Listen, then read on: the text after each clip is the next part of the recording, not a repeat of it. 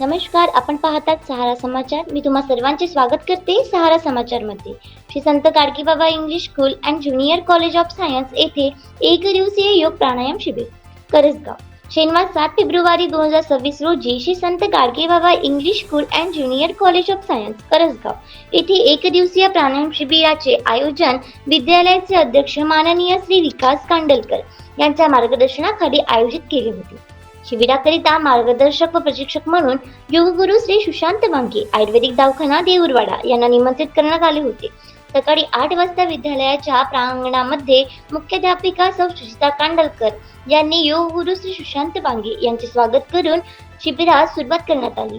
योग म्हणजे जोडणे, आपल्या मनाचा व शरीराचा संबंध जोडणे म्हणजे योग. योगाचे मनुष्य प्राण्याच्या जीवनामध्ये अनन्यसाधारण महत्त्व आहे.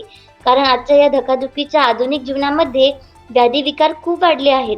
त्यावर वैज्ञानिक दृष्टीने उपाय म्हणून योग सिद्ध झालेला आहे. रोजच्या जीवनामध्ये सामान्य योग साधक आहारासोबत सकाळच्या प्रहरी योग प्राणायाम करून बऱ्याच आजारांपासून निरोगी राहू शकतो.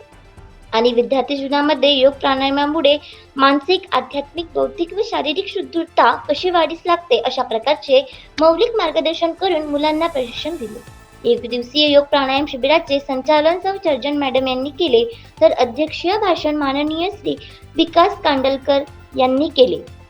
आभार सौ सुचिता कांडलकर मॅडम यांनी मानले. योग प्रशिक्षण शिबिर यशस्वीरित्या पूर्ण करण्यासाठी शाळेचे सर्व शिक्षक वृंद यांनी परिश्रम घेतले.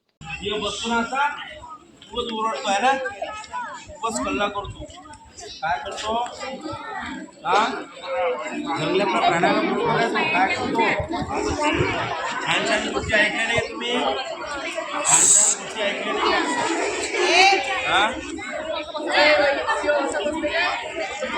गर्जना करतो आहे ना. याच पद्धतीचा आपल्याला सिंह गर्जना सिंह गर्जना या ठिकाणी आवाज असला पाहिजे आपला सिंहाप्रमाणे दांडगा असला पाहिजे. आपल्या नाभीपासून पोटाच्या वेगळा आवाज काढायचा. एकच आवाज काढायचा. एकदम सुंदर आसन आहे, मुद्रा आहे.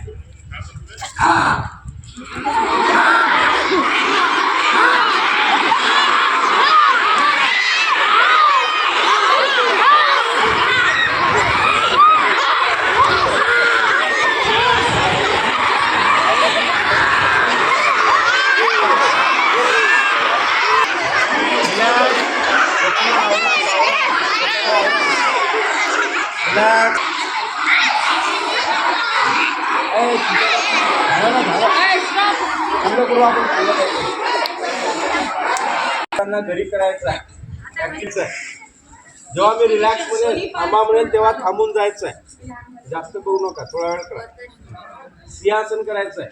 आता सिंहासन जे सिंहासन आपण केलेलं आहे त्यामधून आपल्या चेहऱ्यावरील जे एक्सप्रेशन होतं ते पॉझिटिव्ह होऊन जातं. चेहऱ्याकरता एक व्यायाम होतो आणि आपल्या थ्रोट करता, थायरॉइड करता हे महत्त्वाचं आसन होतं. वज्रासनामध्ये आपण बसलेलं आहे आणि हसायचं आहे. आपल्याला हात वगैरे टेकवायची नाही. आता सिंह रावण पाहिला असेल तुम्ही, रामायणामधला रावण पाहिला की सगळ्यांनी प्रत्यक्षात पाहिला नाही.